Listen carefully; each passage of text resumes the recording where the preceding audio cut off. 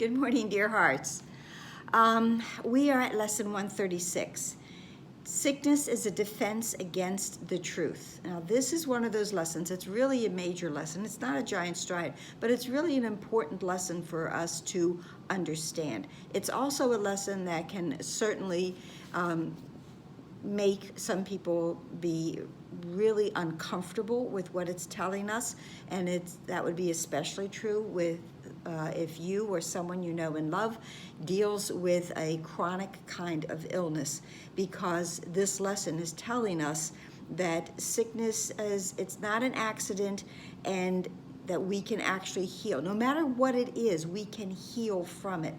And again, that is not necessarily welcome information. It also, because this lesson tells us that we are the ones who agreed to the illness, and that also is not something that most people want to hear. But this lesson tells us that when we get sick, it is not unintentional. We have made the agreement, something has occurred, and but as we make the decision to take on an illness, a sickness, what happens is we then forget that we did that, because then we can be blameless for that decision. The reason that sickness is a defense is because ultimately it's causeless. Sickness comes from an ego thought. The ego is an illusion. So the ego is not real. We talk about this all the time. So the ego, being an illusion, cannot actually have any effects. Health, wholeness comes from God.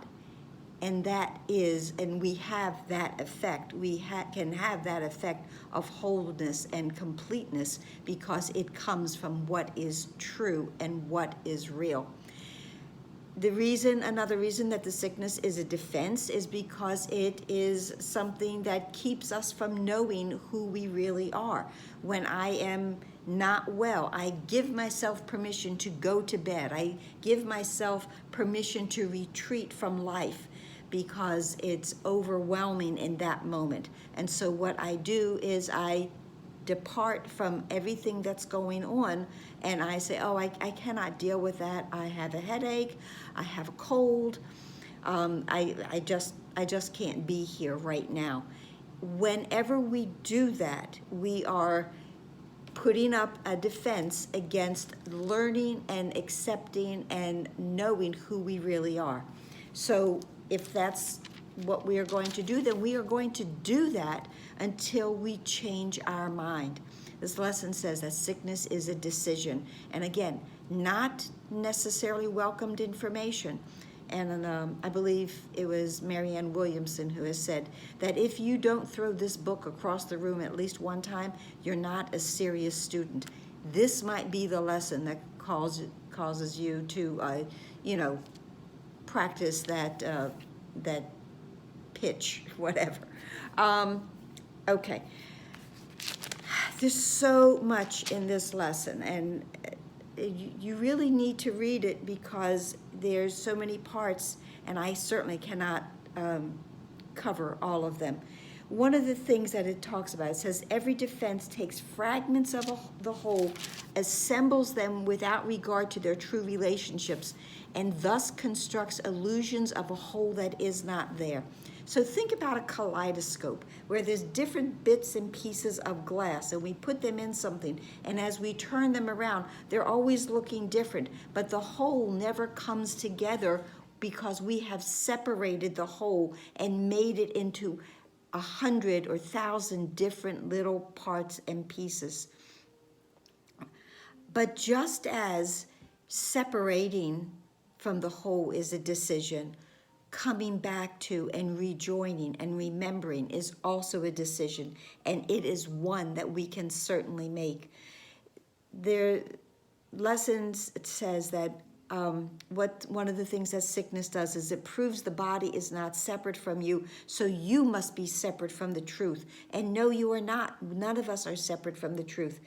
But we have put such faith into this, as the Course is calling it in yesterday's lesson and today, that little pile of dust, and we have in our mind made it real. It isn't real, but we've made it up to be real.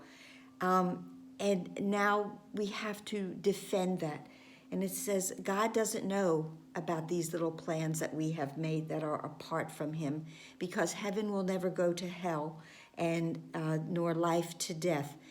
And God knows that we will in some moment realize and come back home. It says truth merely waits to give you happiness, for such is its purpose, and perhaps it sighs a little when you throw away its gifts, and yet it knows with perfect certainty that what God wills for you must be received. This is a sure thing. The time in which we take it is voluntary, as it says in the beginning of the course, but it is absolutely going to happen for all of us. We will come to that decision of wholeness. We will come to the realization that I've been addicted to this body for a very long time, but that's only because I have placed everything around it, thinking that this is what I really am. I will release that. This lesson, so great. The practicing is 15 minutes twice a day. And as you go into the practicing, it says to tell yourself, to lead in, that sickness is a defense against the truth. I will accept the truth of what I am and let my mind be wholly healed today. When my mind is healed, the body will follow. I really want you to read paragraphs 17 and 18, okay? One of the things that this lesson tells us, that the body as we know it will go away, and as will time, because both of these things are illusions.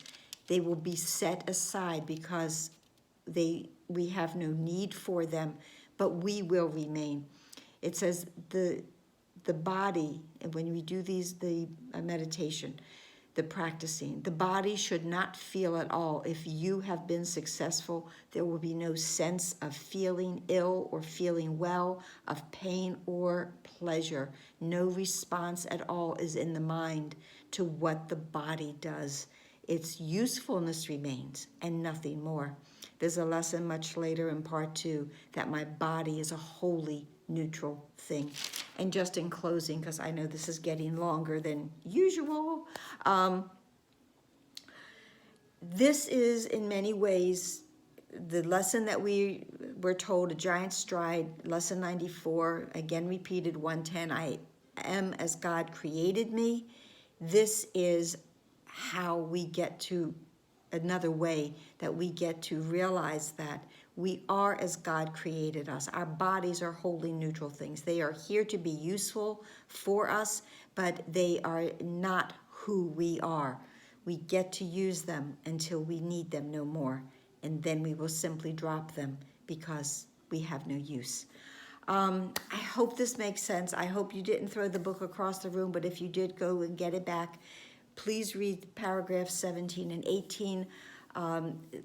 Really think about this lesson. It is powerful. It is very, very powerful. Please like, please share, please subscribe. Please be here tomorrow. I have another story I wanted to tell you. I'll have to do it another time. Namaste.